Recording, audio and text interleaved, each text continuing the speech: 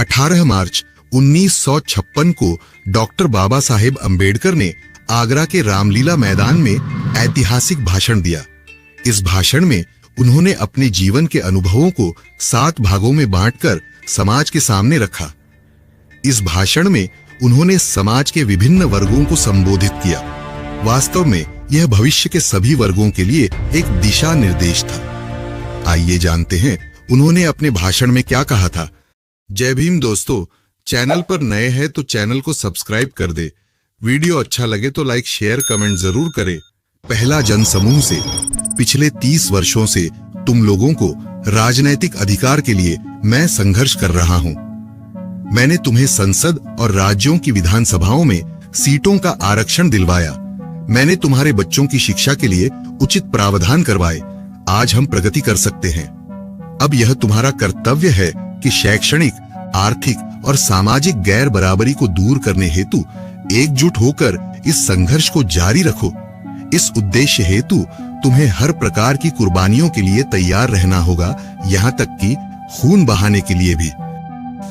दूसरा, देश के नेताओं से, यदि कोई तुम्हें अपने महल में बुलाता है तो स्वेच्छा से जाओ, लेकिन अपनी झोपड़ी में आग लगाकर नहीं। यदि वह राजा किसी दिन तुमसे झगड़ता है और तुम्हें अपने महल से बाहर धकेल देता है, उस समय तुम कहां जाओगे? यदि तुम अपने आप को बेचना चाहते हो तो बेचो, लेकिन किसी भी तरह अपने संगठन को बर्बाद करने की कीमत पर नहीं। मुझे दूसरों से कोई खतरा नहीं है, लेकिन मैं अपने लोगों से ही खतरा महसूस कर रहा हूं। तीसरा, भूमिहीन मजदूरों से। मैं गांव में रहने वाले भूमिहीन मजदूरों के लिए काफी चिंतित हूं। मैं उनके लिए ज्यादा कुछ नहीं कर पाया हूं। मैं उनकी दुख तकलीफों को सहन नहीं कर पा रहा हूं।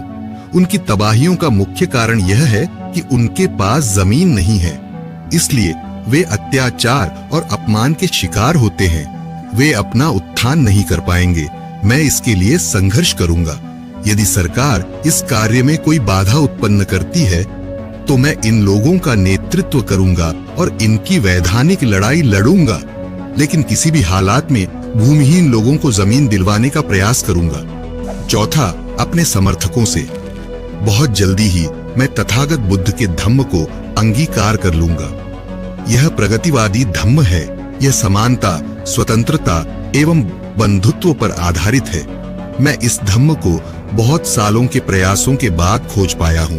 अब मैं जल्दी ही बौद्ध बन जाऊंगा। तब एक अछूत के रूप में मैं तुम्हारे बीच नहीं रह पाऊंगा, लेकिन एक सच्चे बुद्धिस्ट के रूप में तुम लोगों के कल्याण के लिए संघर्ष जारी रखूंगा। मैं तुम्हें अपने साथ बौद्ध बनने के लिए नहीं कहूंगा, क्योंकि मैं अंधभक्त नहीं चाहता। केवल वे लोग ही जिन्हें इस महान धम्म की शरण में आने की तमन्ना है, बौद्ध धम्म अंगीकार कर सकते हैं, जिससे वे इस धम्म में दृढ़ विश्वास के साथ रहें और इसके आचरण का अनुसरण करें। पांचवा, बौद्ध भिक्षुओं से। बौद्ध धम्म महान धर्म है।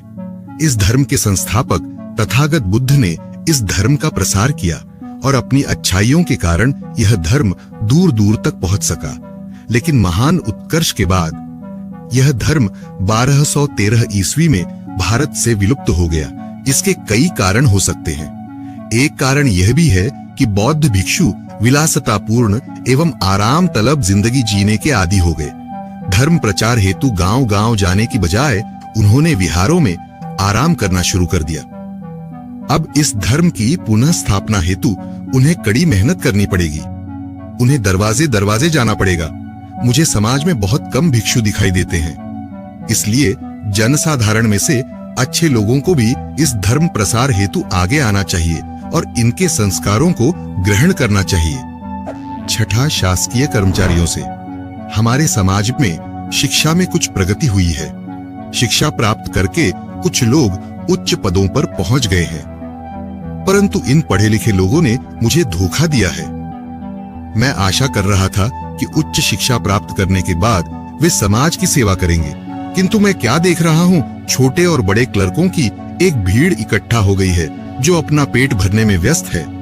वे जो शासकीय सेवाओं में नियोजित हैं, उनका कर्तव्य है कि वे अपने वेतन का 20वां भाग 5% स्वेच्छा से समाज सेवा के कार्य हेतु दें। तभी समाज प्रगति करेगा, अन्यथा केवल एक ही परिवार का सुधार होगा। एक वह लड़का जो गांव में शिक्षा प्राप्त करने जाता है, संपूर्ण समाज की आशाएं उस पर टिक जाती हैं। एक शिक्षित सामाजिक कार्यकर्ता उनके लिए वरदान साबित हो सकता है। 7वां और अंतिम छात्र एवं युवाओं से मेरी छात्रों से अपील है कि शिक्षा प्राप्त करने के बाद किसी प्रकार की क्लर्की करने के बजाय उसे अपने गांव की अथवा आसपास के लोगों की सेवा करनी चाहिए, जिससे अज्ञानता से उत्पन्न शोषण एवं अन्याय को रोका जा सके। आपका उत्थान समाज के उत्थान में ही निहित है।